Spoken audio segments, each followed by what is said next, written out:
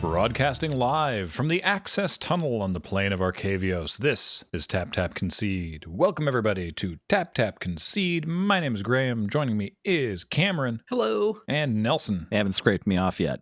And today we're going to be looking at some tournament reporting from the Strixhaven pre-release, which happened at time of recording yesterday. Before we get to that, a reminder that this show is brought to you by Card Kingdom. Please check out cardkingdom.com/LRR. Get your Strixhaven pre-orders in, because let me tell you, set looks sweet. And you can also pre-order now all 5 of the Strixhaven commander decks, which honestly look like very fun decks with some pretty sweet cards in them. I'm excited about those. And if you tell them, loading ready run sent me button please, they will give you a little 1-inch button, which currently says, snow lands, snow problem. And of course, the show and everything that we do is brought to you by you and your kind support of our Patreon at patreon.com/loading ready run. And we really appreciate it. And we really appreciate everyone who's been sending us all those wonderful messages over the past day on Twitter. I've received some on Reddit as well. I got a comment of mine got given a hug award. Ooh. I don't really know what that means. Is it a picture of a bear? No, it's like the smiling face of a very round seal. Oh, the seal one. Nice. Oh, yeah. I think that's what that one is. Yeah. So we're going to spend most of the podcast today talking about playing Strixhaven and the cards and opening the decks and the sealed experience and all of that came out as a result of the PPR and getting to actually play it. And that was all sweet. So all the awesome stuff is happening later. But before we get to that, I do briefly want to address the Loxodon in the room, which was the sort of this pall that fell over the pre-release, which was just really quite a thing. I don't want to dwell on it for a couple of reasons. One, it's just, I just don't want to talk about it for a great length of time. But also, you, our listeners, don't need, a lecture. Yeah, about this. I don't hold any of you responsible for what happened, but man, yesterday it sucked in a lot of ways, which is a shame because the PPR is fun and all the parts of the PPR that are normally fun were fun still, but good Christ. The part where we read chat was less fun. What the dick? So as near as I can figure, there's one main reason of what happened. And if you're curious what happened, I will sort of explain over the course of this. So we were putting on our show, the pre-release, which is a thing that we always do for every set. This is a normal course of events. And there's folks that we deal with at Wizards of the Coast for prepping for the PPR. And then there's a different but related group of folks who handle card previews. And the one group of folks were like, hey, we want to have you preview and reveal one of the commander decks. You're going to be doing the one on April 9th. 5 different content creators get one of the decks and they do one a week over the course of the week, and you'll get the one that's on Friday. We don't know what deck that is yet. We haven't decided the order. It'll be on the Friday. And we went, all right, cool. That sounds great. We'll do a video about it. And then when we were talking to the other group of people about the PPR, they were like, well, if the set releases on the 23rd, then pre-release, so this will be the 9th or 10th. We don't love Saturdays. I think Fridays would be better. So here's an idea. Why doesn't everything happen on the Friday, since you're going to be doing one of these commander things anyway? And then you can incorporate the commander thing into the pre-release. And we were like, okay, that seems like a great idea. So then we went away to talk about how we wanted to do that. And we're like, well, if we're going to do commander, and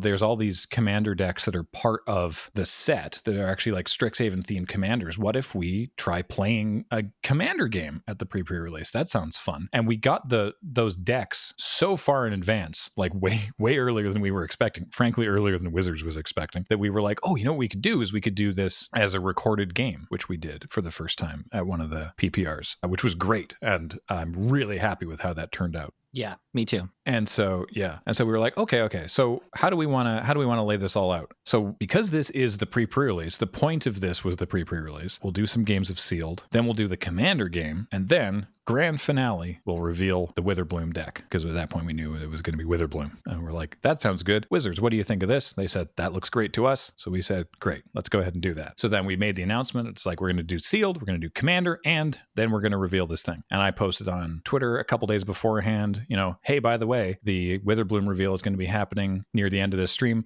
I didn't specify exactly when, because we don't know how long 4 rounds of Seal is going to take, but I did say it's going to be very late in the day. And this is where it starts to get, unfortunate, not from anything James did. James made a post on the Magic subreddit laying it out and saying, here's what we're doing in this order: 4 rounds of Sealed, then a Commander game, and then to cap things off, this reveal. That was what we had always said. And then somebody else the day before, or possibly that morning, I don't recall exactly when. Somebody else linked to a tweet announcement about it saying Loading Ready Run is revealing the Witherbloom deck at 11 a.m. because that's when the thing started. And somehow that snowballed into a uniquely miserable experience over the course of the day as a bunch of people who don't know or care about who we are or what we do, clearly, misunderstood that this was a stream to reveal the Witherbloom deck and not our normal PPR stream that was always going to happen, in which we were also at the end, as we had maintained, going to be revealing this deck. And so it just turned into a bunch of just very strange assumptions and accusations that I spent basically my whole day. Anytime you didn't see me on camera, I was responding to people on Twitter and Reddit basically all day. You know, people being like, why are you're holding this information hostage? You know, you're milking this for views. It's like the PPRs do fine. They're our highest viewed things anyway. And, you know, I don't even know if we're allowed to say this, but like Wizards has said they are happy with how they do view wise. So like, no, that's not what we were doing. And there was a lot of like, well, obviously people are pissed off, so you should just change it. You should just air it now to try to save face. Just take the L and air it now. Just put it up now because it's done. So you're withholding it from us. And it's like, hold on. How do you think this works? Like, how do you think any content works? It's like, oh, okay, well, once it's done, then you should just release it immediately. If you schedule something, then you are holding that content hostage. Why won't Marvel release the rest of Falcon and the Winter Soldier now? It's done. They've filmed it. Why don't they release it now? They're holding it hostage is the answer, obviously. Yeah. It was very, very, very strange. There were a lot of complaints. Sorry, James is like, wait a minute. Yeah, why don't they just release the rest of Falcon and the Winter Soldier? He can't stop. He's commenting at us in Reddit and on Twitter right now. Oh no. Oh God, he's made post. And there were two complaints. Very rarely were these complaints worded politely, but there were two complaints which I was like, okay, that's a reasonable reason to be a little irritated. One was time zones, which folks from the EU would have to wait until the next day to see their spoilers on Reddit instead of seeing their spoilers on Reddit today. Can I quick disagree with you? I don't think that's a legitimate complaint. Time zones aren't new. So here's the thing: is there was a lot of people complaining about that who were not European. Like there was provably it's in our Twitter replies. There's people being like, well, look, I'm not from the EU, but this is unfair to EU people, and then other EU people being like, don't use me as a cudgel, and then people from Asia and Australia being like, really, how does it feel? Yeah, exactly. I just want to say, like, hey, you have content, you want to reveal something, you want to post something at a certain time, like pick any minute of the day. It's bad for like a third of the world, right? No matter what. Absolutely. The other 4 content creators earlier in the week did release their stuff earlier in the day. Not consistent. There was no set time because there was no set time. There was no mandate. Absolutely none. Wizards doesn't do that, right? They don't say you have to do it at 2 p.m. because otherwise it'll be a problem, right? So this is when we decided to do it, and it was not great for EU. And I'm sorry, but we wanted to do it as like a grand finale to the stream. Now, here's the thing though, because we did talk about this because we didn't want it to be a thing where you had to watch the stream. We were like, well, we shouldn't do that because this is the day that it's being revealed. So we should also put the video live simultaneously on the YouTube channel so that for people who don't watch Twitch or whatever, then that will be when it goes live for them. And we didn't set a time because we don't know how long 4 rounds of sealed will take. And we didn't want to set it live on the YouTube earlier because then when it airs on the stream, it's stuff people have already seen. And, unsurprisingly, when it did finally air, it was like, well, that was only 5 minutes. Is that it? I was like, well, yeah, that's all it was going to be. We did not, it was whipped into a frenzy by other people beyond us. The other thing that I did see, because I said there was 2, was there was a comment from Ben at Star City who talked about how, that they were an East Coast retailer who were waiting to find out what the cards are so that they could add them to their database so that they could sell them as pre-order. And I sympathize. I feel no ill will to Ben, who himself was polite. People who commented on his post were not polite, but I don't hold Ben responsible for that. But also, it's not our responsibility to make sure that we put our spoilers up in a time that's convenient for retailers. And if that was a concern, then Wizards would tell us that. They would be, you have to do it before close of business on the East Coast, or else it'll be a problem for retailers. And it's so, I'm sorry if this made anyone's day who works in database or retail management, a little more annoying. But ultimately, that's not actually on us. Yeah, like Wizards just gives us, the information and then we can choose to stream it however we want, right? We could have had the PPR starting at 9 p.m. or something, right? Like it's the ball's just in our court. There's no the kind of comments we got and like the sort of vitriol that was in Twitch chat. By the way, thank you again, our Twitch mods. Oh my God. But yeah, it's like it the attitude was very like, how could you let everyone down like this? Like, no, that's not what's going on here. We're given the chance to offer this thing up however we choose. Yeah, it was. I don't even mind people being angry that they were going to have to wait till later in the day. I mean, I don't mind someone being angry. I don't like someone being angry and rude at us. Like, you can be upset. What bothered me was the people who were attributing malicious intent to our reason. They're like, oh, it's a callous business decision. They're just doing it for views and they're milking this and they just want to try to use this thing. I hope Wizards never works with them again. Clearly, people who have no idea who we are. I hope that that's like these horrible people at Loading Ready Run who are making mockery of this thing, and it's like hold pump the brakes. Yeah.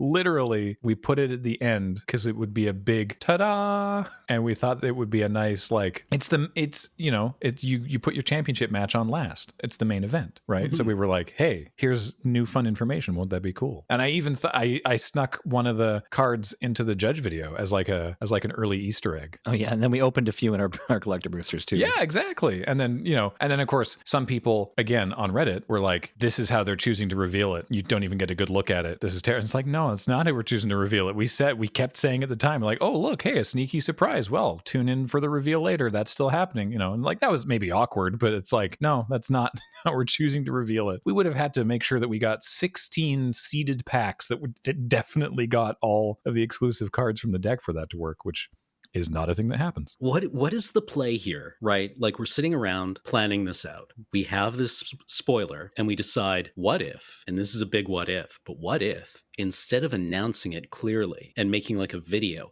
we just scatter it blurrily? Like it's in an episode of Friday Nights. Like each of the cards from the deck are somewhere in the background of the Friday Nights shot. It'll be like an ARG, right? They're going to have to scrub through it frame by frame. And then like apply filters. It's brilliant. That would be milking for views, right? Because as people just like keep starting it over again and they're like spending so much time on the page. Yeah, that was the thing. It's like, you just want people to watch your stream. No, we literally don't care. Yeah. You literally do not have to ever interact with our stream. You can just wait to see it on Twitter and on YouTube, and it'll go live at exactly the same time in all places. In fact, we'd be happier if you didn't. If this is how you're going to act. Yeah. So much happier. So anyway, that was a weird thing, which was a shame. And I tweeted about it. It's like, it felt bad because the video team, and I count myself in that number, but I don't want to just be like, I worked so hard, but the video team worked really hard getting everything squared away and ready, for the PPR. And I think that the end result, everything all the content that we put out, like the PPR, everything on the stream, on camera, the gameplay, the video stuff, I think everything that went out the door was great. I think this was an awesome PPR. I think it was a super fun time in that regard. And I'm really proud of what we made. And so that's good. And the nice thing is, because it was all relegated to chat, is that when you watch the replay on the YouTube channel, you'll never know. Yep. Yeah, I don't even think we broke character about it. Yeah, we've finally arrived as a true Magic the Gathering stream, better watched with chat hidden. Yes. Ta-da! I want to say, though, too, sorry, I knew we were going to talk about this, but many of our regular viewers or people who just tune to the PPR or just decent people from the Magic community were chatting still about the cards or asking questions about our life. It wasn't just only vitriol in chat. There were plenty of people who came in and said like mean or unnecessary things in chat, but there were still more people saying like, wow, cool card, or like nice haircut Adam, or whatever, So we read those. Yeah. Thank you. And I seriously doubt that anyone who's angry at us is still listening to this podcast, but to note that of the hundreds of new chatters who showed up and were interacted with by the mods in some way, a very small percentage percentage, honestly, were even banned. Most were just timed out for being rude, and the only people that were truly banned were repeat offenders or people who leapt immediately to insulting or cussing out us or the mods. So I don't know what else you were expecting to happen. This is our house. Yeah, exactly. Right. Like, what's the telos here? What's your plan? What do you think is going to happen? I don't know. Maybe if I use enough swear words, they'll just reveal the deck. Turns out that didn't quite work, but we did finally reveal it, and we got to play a bunch of Magic beforehand. And now I want to start talking about that because that was much more fun. Yeah. So I picked Silver Quill. This was unintentional, but as it turns out, everyone who was in the Commander game picked the same college for the Commander and what they played in the Sealed as well. Initially, Oh, I didn't notice that. Yeah, initially Adam, who played the Quandrix deck in Commander, was going to pick Lorehold, and then sort of like wasn't sure if he was feeling it. And I was, because we tried to like spread it out, and I was looking down the list, and I was like, well, 2 people have already said Prismari, and 2 people have already said Silver Quill, but there's only 1 person on each of the other ones. So if you want to go Lorehold, Witherbloom, or Quandrix, you can do that. And he was like, oh, Quandrix, please. So he picked that one. But yeah, I picked Silver Quill, and I got very lucky with my on-color rares. My promo foil, I did. Here's one point of criticism I'd like to levy at the pre-release kits, is that previously, I swear this is the case, but previously in these pre-release kits, wasn't the promo foil also themed to the thing? Like they did this for Tarkir, for Khan's Block, and for Return to Ravnica. So they've changed it a few times. There's been a few, right? Yeah. Like there used to be one promo you would get that you couldn't play. Yeah, like back in the... Oh, no, right. Yeah, the one promo you get you couldn't play. And then it changed to one promo per color assigned thing. So like everyone who picked White and Theros, I think, had the 5 mana 4/4 flying first strike bestow creature. Yes, that was bad because that was just clearly the better card and everyone played White. Right. Yeah. So like that's probably why that's the one I remember. And then they changed it to at some point, like I think there might have been a halfway step where there's a few different ones you can get, and then it was like themed still. So this is like the themed era. And then they changed it to those pre-release promos could be any card, right?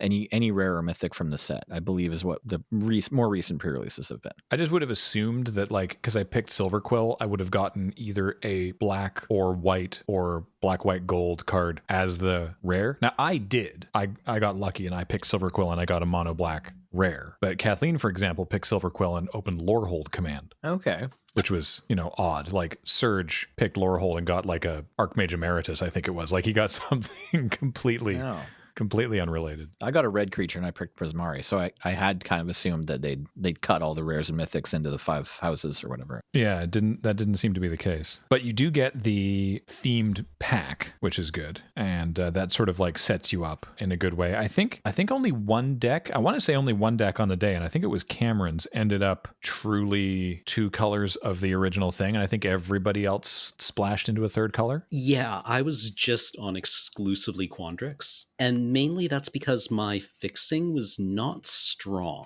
right? Like, I say that being in green, I mean, I did have a couple of, like, cultivate effects, but I didn't have any of the allied colored, I'm going to refer to them as campi.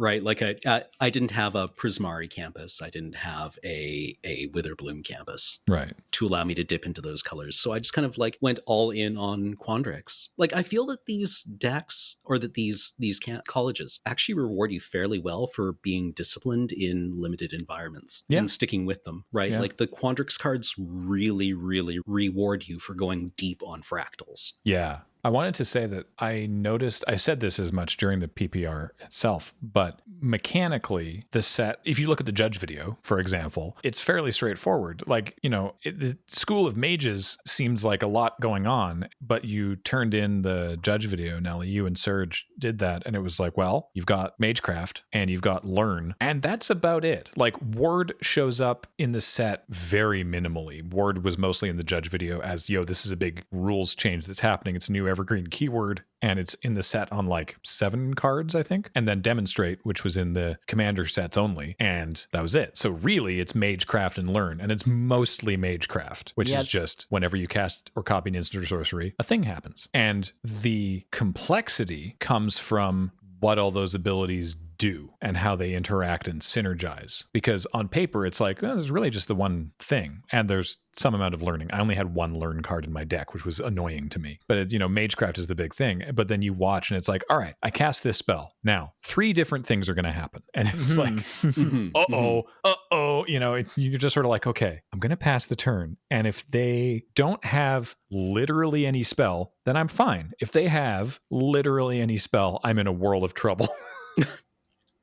Yeah, no, I don't know. The synergy in the set is really strong. Each, you're totally correct, right? Like the cards individually are pretty straightforward, but they interact really well with each other, and it feels good. Mm-hmm. I want to say the judge video was pretty short because although Ward exists mostly, I think, on Quandrix cards, Quandrix and Silverquill, but you just mentioned Magecraft, and then in a typical set like this, like on Ravnica or whatever, like they made sure to have an ability word or a keyword for each one of the houses of Ravnica or the guilds, but on Quandrix, on Strixhaven, the colleges have themes, but they didn't all give them ability words. The Witherbloom care about gaining life, but there's no like when you gain ability keyword or anything. And right, that's a good point. Each college doesn't have its own thing. The thing is, like, there are as many rules in this set for sure as another big set, like as many other big sets. It's like it is a complicated set as you're talking about. They just didn't lean on ability words, and all the rules explanations are just on the cards because I think they wanted,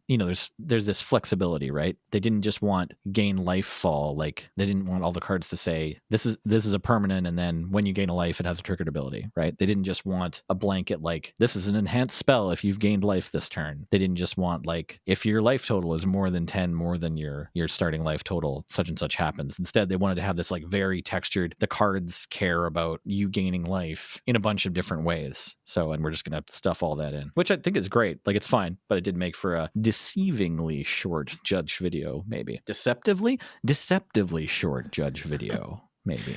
So let me talk about my sealed deck a little bit, and then I'll throw it to whomsoever wishes to go next. I did end up still in very heavy Silverquill. I had a Silverquill campus from the seeded pack. I think every seeded pack had its on-color campus. I imagine that to be the case. And then I ended up with a Lorehold campus as well, which is white-red. So with a Lorehold campus and 2 mountains, I splashed some red cards because my white-black was overall okay, but I was like, rather than another 4-drop creature, maybe I just run some very good removal. This is sealed after all. So I was splashing red for a Lorehold Pledge Mage, which is technically castable as 1 white because it's 1 and then 2 hybrid red-white mana, which is a 2/2 first strike, and then Magecraft, it gets +1/+0. And then a Heated Debate, 2 and a red for an instant, can't be countered, deals 4 damage to a creature or planeswalker, and then Rip Apart, which is white-red sorcery, choose 1, either 3 damage to creature or planeswalker, or destroy target artifact or enchantment. And I was like,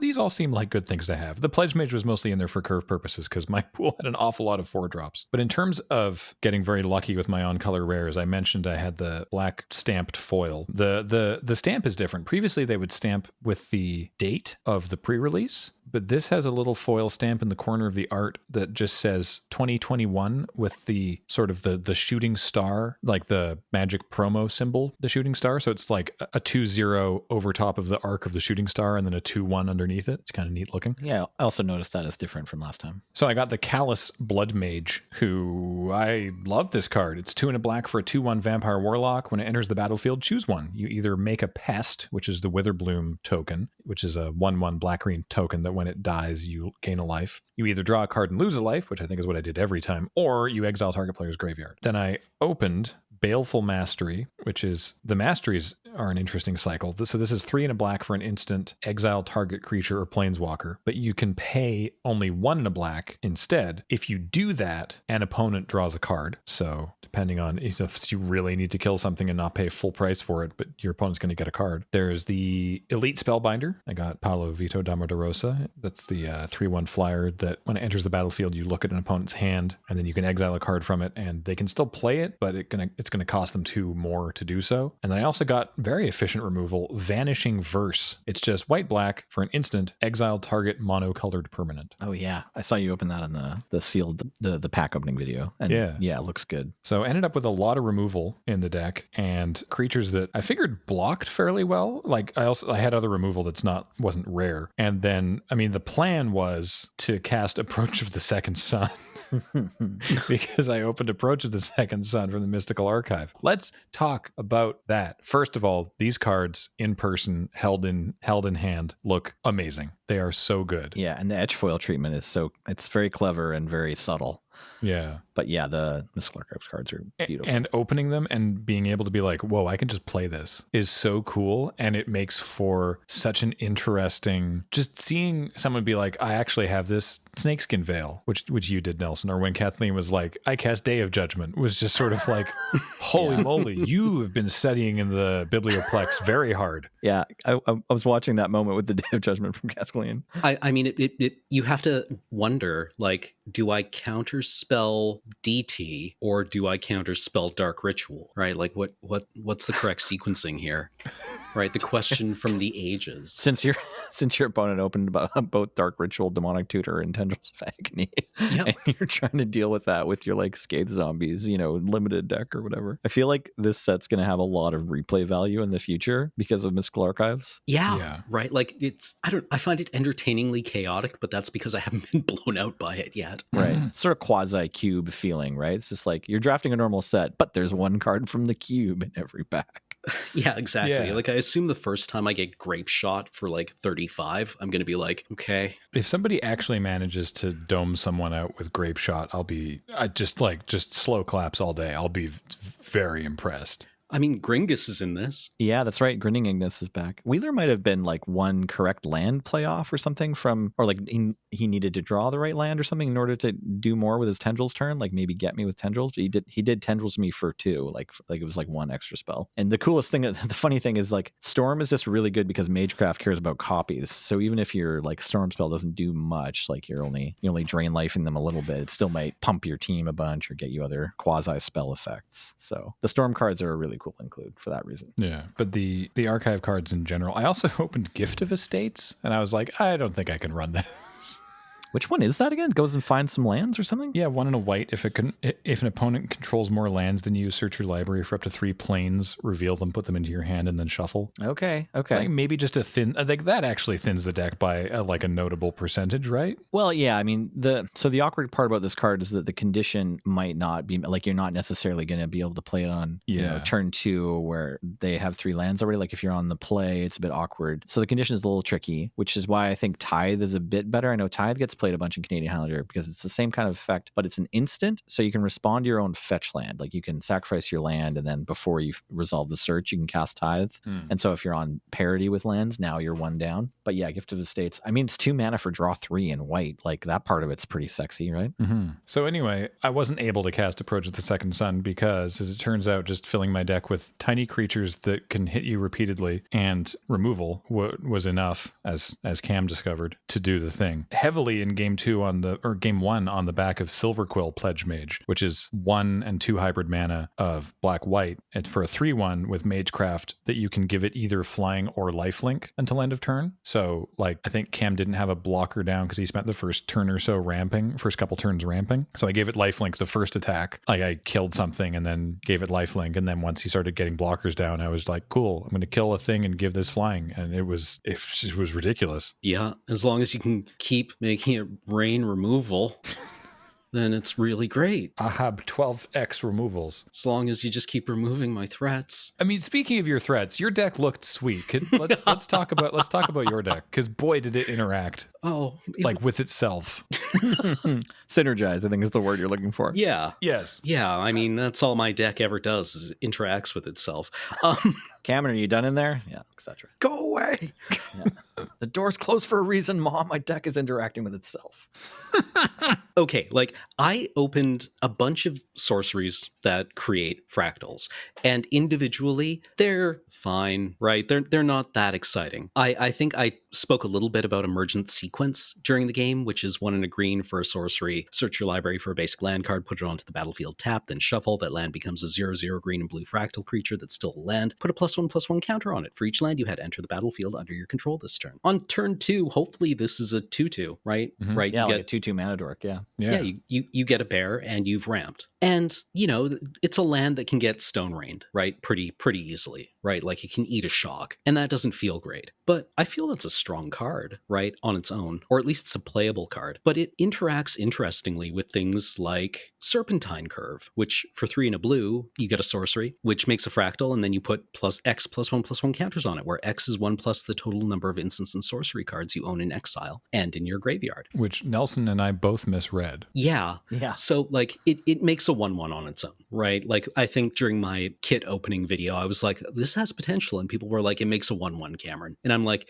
But you don't yeah. cast it on turn 4 after having cast nothing else. Yeah, exactly. Like what kind of blue deck are you playing? I mean, you do cast it on turn 4 after having played nothing else if your opponent's got those Quandrix Pledge Mages down early and they're already gigantic. Yeah. Right. But, you know, that's a 3/3 in blue pretty trivially. If you've cast one other instant or sorcery, that's not the worst. And getting like a 4/4 for 4 is not that bad, really. Like you cantrip turn 1, you play emergent sequence turn 2, and then on turn 3 you can put down this larger fractal. And then you play your Tezzeret's Gambit from the Mystical Archive and make them bigger. Ooh. And then like fractal summoning is also at common. It's 2 Quandrix hybrid mana and X, where you create a fractal and put X +1/+1 counters on it. It's pretty straightforward. And these interact with things like Biomathematician at common. For 1 green blue, you get a 2/2 human wizard. When it enters the battlefield, create a fractal token and put a counter on it for each fractal you control. That was a heck of a one too. I think, yeah. I want to say Wheeler was in the Discord between rounds or whatever and was just saying like, wait, that's a common? Yeah, and it's common. I had the same, I didn't want to talk over to people, but I had the same reaction when I saw it on the spoiler. I was like, whoa, this has like sort of rare energy or whatever. I don't know. It feels really good. Yeah. Like, on its own, maybe just a 3/3 for 3, but so much potential. yeah, right. Like I mean, individually, none of these cards are exciting. But when you consider the fact that you've hopefully been playing Magic the Gathering before and after you cast them, they start to fit together, right, into kind of an engine. Yeah. And this is just like shenanigans you can get into at common. I don't think any of this is particularly difficult to pull together. No, I think that the Quandrix deck is going to be explosive. Mm-hmm. I think if the Quandrix deck doesn't get kneecapped in the first couple of turns, it's going to be very, very difficult to stop it. And possibly in your draft pods, you should be watching out that like it's sort of easy to put together if no one is fighting over it. So maybe it'll be normal for 3 people to be trying to get into Quandrix, and all 3 of them might have okay decks. I'm curious about what the signaling looks like in this set, because if you get past Biomathematician, it's a good card, but it's not necessarily a signal, right? Yeah. But I do enjoy a draft environment where the moving pieces are at common. I think that indicates a interactive game of Magic the Gathering, or an interactive environment in some way, right? Where you can feel like you're playing the game and exploiting the color identities mechanics trivially, like casually, commonly, if you will. Rather than like where you need 2 uncommons to pull off a move or something, right? Like it's not that drafting a decent Quandrix deck won't be like opening up an Invisible Stalker and then hoping that someone passes you the Butcher's Cleaver, where they're both uncommons. You know, like you might just miss on the packs in your draft pool. Like every 8-person draft of Quandrix will probably have at least 3 or 4 Biomathematicians or whatever the math is. I'm sorry, I don't actually know what your exact odds are for commons, but it's a common. Yeah, like you I think you can expect to play Magic the Gathering in this draft pod, which excites me, right? Because I'm terrible at playing Magic the Gathering. And the fact that I can just hopefully be able to pull together a playable deck, even if I don't read the signals, you know, that feels all right. Did you have any Mystical Archive cards? Yeah, I actually got Memory Lapse. Oh, that's right. You played Memory Lapse. I remember now. Yeah, Memory Lapse is cool. Growth Spiral. Hey, I mean, it's not super exciting, but it kind of is. It's so really good spell. next to that 4-mana Fractal card, right? It's just like just cantrips. You just want like opts. And I opened curate, like 1 in a blue. Look at the top 2. You can put some in your yard and then draw a card. That would have been great next to your 4-mana fractal card too. Could you imagine like playing Harrow and yeah. then going into Emergent Sequence? I guess Harrow isn't in the Mystical Archive, but next time. Next time. Wheeler opened 2 cultivates. So that's kind of the same thing. You got to cast the world's first copy of Abundant Harvest. No, I didn't. I thought I did. No? I was thinking I did. Yeah, Who did? I had Adventurous Impulse. No, nobody did. Or did someone else have Abundant Harvest? So I announced that I'm casting Abundant Harvest. Or no, I was thinking it's Abundant Harvest. And I'm like, okay, here we go. I don't know if I'm going to win the match, but I'm going to play the world's first Adventurous Impulse. And then immediately Chet corrects me with just like, the Adventurous Impulse was from Dominaria, Nelson.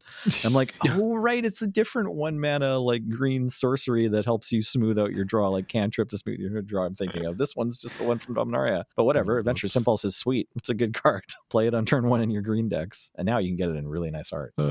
Yeah, I definitely thought that's what I was doing, but I can't keep up. There's too many Magic cards now, kids. I can't keep up. I'll talk about my pool and stuff, if that's okay. Please. I opened up my Prismari deck box thing. Sorry, pre-release kit. Prismari pre-release kit with Ifrit Flame Speaker, I believe is the name of my promo, or Ifrit, some kind of dancer. Anyways, it's a 4-mana 1/4 double strike, 3 generic and a red for a double striking creature that lets you cast a spell from your graveyard for free when you deal damage to a player, and it has double strike, so you could do it theoretically twice in the turn. And I did open the access tunnel, so I had a potential like combo to cast spells for free in my graveyard and have like a cool trick based around my promo foil I opened up. But the rest of my red cards weren't that inspiring, and I honestly didn't have like a clear path of like what spells I'm casting for free or what value I'm getting out of a double striking creature whose stats are otherwise kind of unexciting. My seeded pack had a few gold cards. I definitely played, I think, the Curate, and I played the 3-mana instant learn or draw card learn, I believe was from my seeded pack. But my red cards in my packs were kind of just like some of the support cards for Lorehold. Like I got 2-mana 2/1, and then if it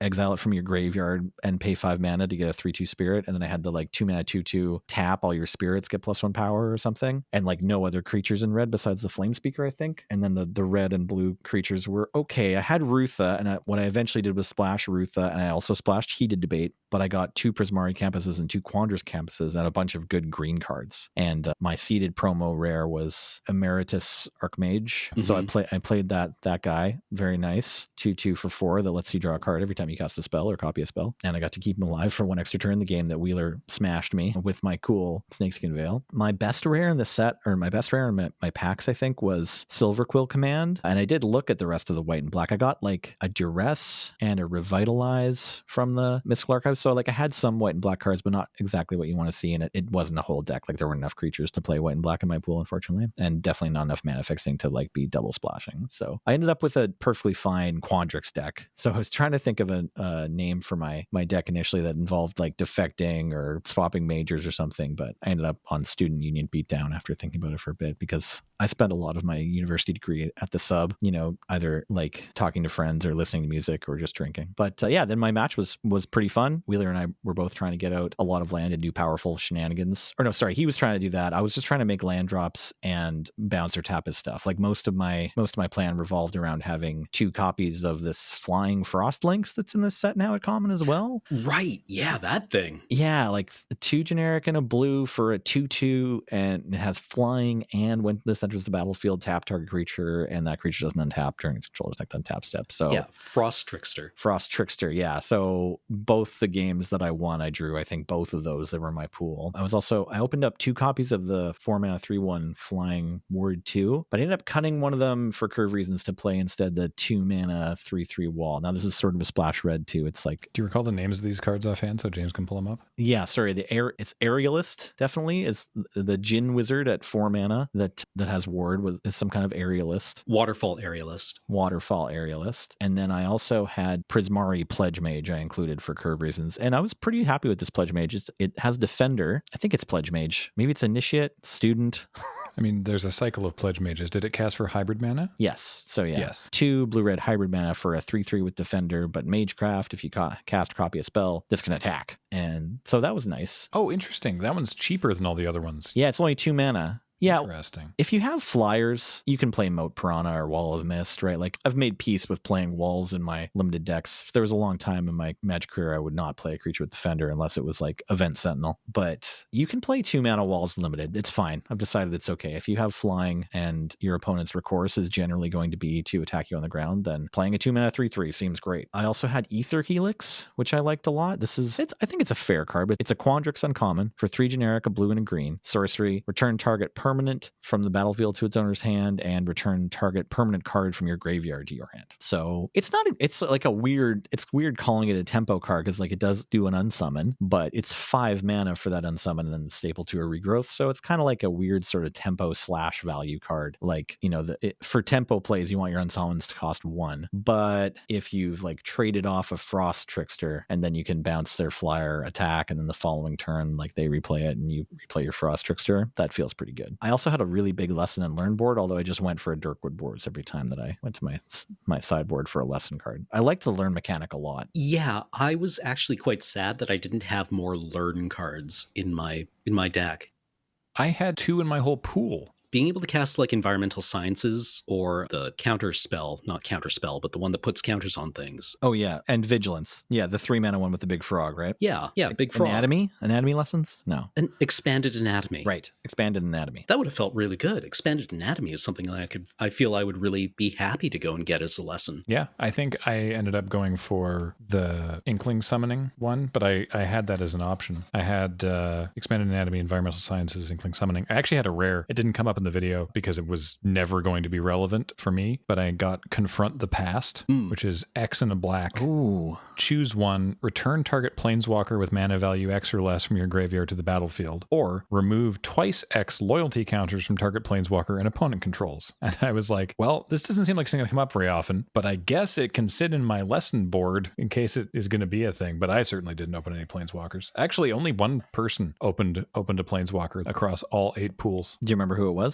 Yeah, Wheeler opened the Fox that has Luca on the back. Oh, neat. Okay. Yeah. But didn't play it. I have no idea if he played it or if it just didn't show up in the deck or what. I think, yeah, Wheeler was my opponent. I believe he was just black-green, splashing a little bit of blue. Yeah, and the Fox is white and Luca's red, so seems like neither of those then. That card's pretty cool, though. Yeah. Also, it was full frame, like it was borderless. Oh, cool. Oh, nice. Yeah, really pretty. It wasn't really, only 4 matches have sealed, but they weren't really bomb oriented, right? Like, mine and Wheeler's, both of our games were pretty tempo-y. Like I had 2 games I won with flyers and he had a game he won with like grow creatures and pump spells basically. Mm-hmm. And then your matches where you two, it was a lot about flyers. I guess Serge and Kathleen kind of had bombs. The first game of the first match was the longest game all day. Right. So I wasn't judging that one. Serge was, and I was excited to watch as much as I could, but then I had to go off and be a dad. So I left 20 minutes into Adam and Ben's game, and then I came back later and it was like just the end of Adam's game or the game 2, and Adam didn't have enough lands or something. So it was really weird opposites there. But yeah, how was that first game? It was wild. Like it just kept going.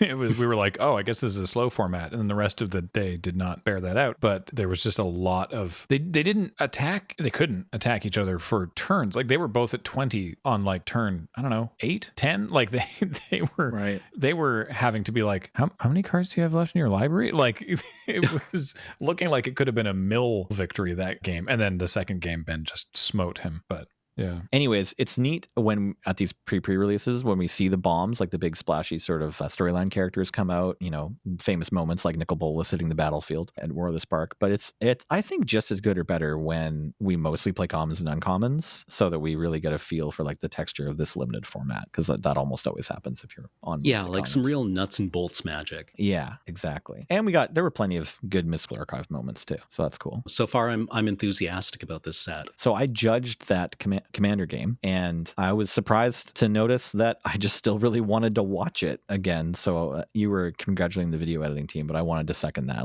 Great job, everyone who worked on that Commander video. It turned out a lot of fun, and I'm impressed with how fast paced and entertaining it felt without actually sacrificing any of the gameplay. Yeah, I was really, really happy with how that turned out. That was myself and Matt sort of knocked it back and forth. It was I set up and then edited, the first 10 minutes, and then I was like, okay, now do the rest of it like this. And then he did. And then it came back to me. And then I set up all the overlays and stuff and, like tweaked a couple edits and did some more like fine tuning and then sent it back to Matt for the like, okay, now please do all the life totals.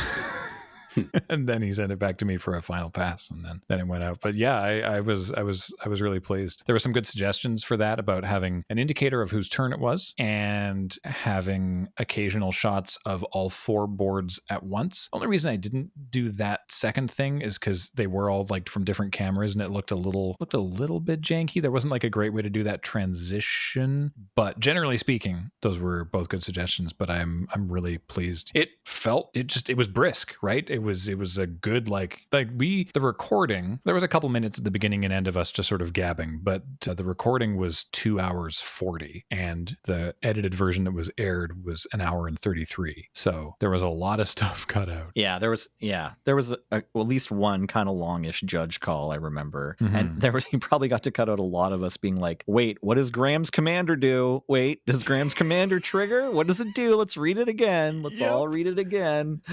Yeah. You can see. Is it Brina? Brina, Brina. right? Yeah, God, we read Brina. We all read Brina so many times. It's just because it only cares about the opponents of the controller of Brina.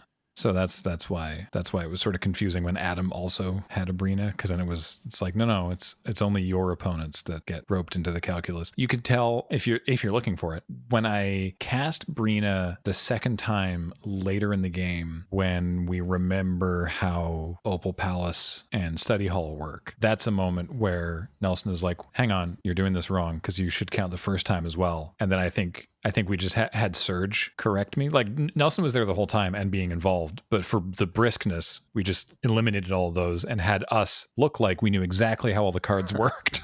Yeah, I appreciated that. Well, it was great because without me ever coming and saying like, oh, hey, Judge Nelly here, I just want to, like without any of those intros, it just felt more like a fun kitchen table game. Yeah. With just 4 people who know the rules really well. Yeah, the power of editing. It worked out really well. Yeah. So that was fun. And yeah, I thought the Wither Room deck reveal was awesome. Great energy from Kathleen, and clearly a ton of production work went into it. Mm-hmm. The dolly shots across the table were... Oh, I love those. Yeah, those are just very, very nice. I was like, this was sometime last year when I wanted to start doing more deck tech style content for the YouTube channel. And presumably we will when we get back to being able to, produce more stuff in the studios and whatnot. I was like, Beach, I want to buy a reasonably expensive but very small motor controlled slider.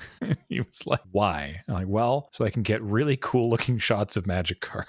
Yeah. And then, the call time PPR is when I was finally like, all right, finally using this thing now. Let's do this. And I love how they look. Get my toy out of the box. Yeah. Yeah, well, it's, I kind of enjoy the hyper specialized hobby focused photography tools. Yeah, me too. Right, like the fine scale modeler setup of lighting and backdrop and macro lens for photographing model planes and cars. Right. Mm-hmm. I wanted to film these like a tech video. The ways that like really cool tech reviews have to be like, it's not that interesting to look at a phone, so I have to shoot it in a way that's really visually interesting. But we have the added advantage that like Magic cards are just generally fairly pretty. I wonder how much of that is informed, like how much of Top Gear's DNA is in that. That's a good question, because they got bored of filming cars very quickly and got incredibly creative with just like their regular sort of, not regular car reviews, that's a different channel, but like their more normal reviews when they weren't on like older episodes of Top Gear, when they weren't doing their ridiculous road trips, when they were just like, we're going to spend 10 minutes talking about the new Honda Civic, and then all the shots of the Honda Civic are just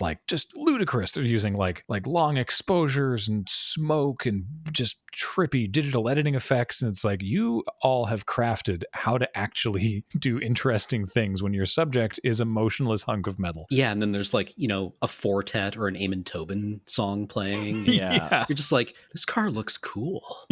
Yeah. What is it? A Kia? Okay, I'm going to write that down. Oh, damn, the commercial ended. Now I'm not vibing anymore. I've definitely had that moment. I've like enjoyed the soundtrack of a commercial so much that I've needed to go like Google it and then like find out who wrote the soundtrack and then just go download all of that song. Yeah. So the PPR was the actual gameplay. The Magic itself was super fun, and I cannot wait to jam a bunch of this on Arena for now. Hopefully in paper eventually. Yeah, I might pick up some draft boosters of this and just like, sit on them for a while until the homies can get back. I'm hoping at YJ or something we can run like a weekend or two of like catching up on all these sealed formats that we've missed. Yeah, that sounds like a great idea. Yeah, whenever it is that we get to. This was not going to be the segue into Card Kingdom, but it's going to be now because we should wrap up the podcast. But I pre-ordered a set booster box, a Japanese set booster box from Card Kingdom, which obviously they don't ship sealed product internationally. So I'm making arrangements with a friend of mine south of the border. But you can pre-order that because I want to get Japanese Mythical Archive cards. Yeah, we'll set up a PO box in Point Roberts. It'll be fine. Good idea. Yeah, everyone's favorite exclave. So you too can pre-order Strixhaven at Card Kingdom. You can get singles anywhere in the world. I just like opening set boosters. Or you can get sealed product anywhere in the US. And if you tell them Loading Ready Run sent you and ask nicely for a button, they'll give you a little 1-inch button that currently says Snowlands, no problem. And of course, the show and everything we do is brought to you by you and your kind support of our Patreon at patreon.com/loadingreadyrun. And thank you all again for the kind words on Twitter. And we even got some messages on Patreon and in the YouTube comments and on Reddit. We really appreciate it. So thank you. Until next time, I have been Graham, joined by Cameron. Goodbye. And Nelson. Thanks, everyone, but especially mods. And our mods, yeah. Jordan edits these. Heather gets them online. James was here running the card reader. Thank you, everybody, for listening. We'll talk to you next time. Bye. Bye.